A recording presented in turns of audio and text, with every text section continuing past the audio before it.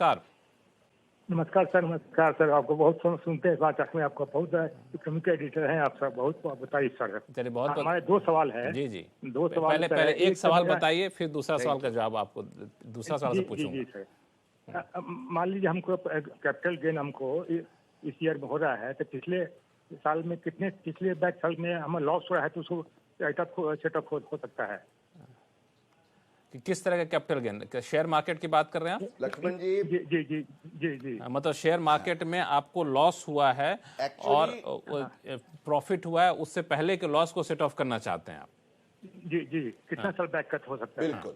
अभी देखिए, ये आपका एक अगले साल का कैपिटल लॉस है, इस साल का आपका कैपिटल गेन है।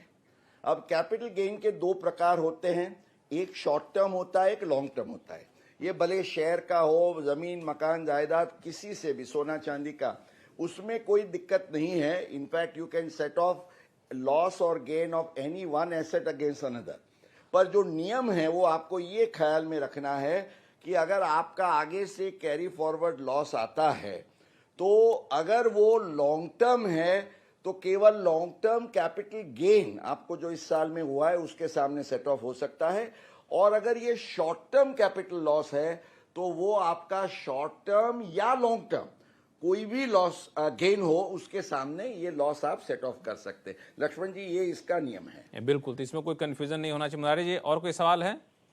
हाँ, एक सवाल मेरा है कि सॉवरेन गोल्ड बॉन्ड लिए थे हम 2020 में, अप्रैल में, तो हम 3 साल का हो गया, 3 साल में बेचने पर क्या उनको टैक्स लगेगा?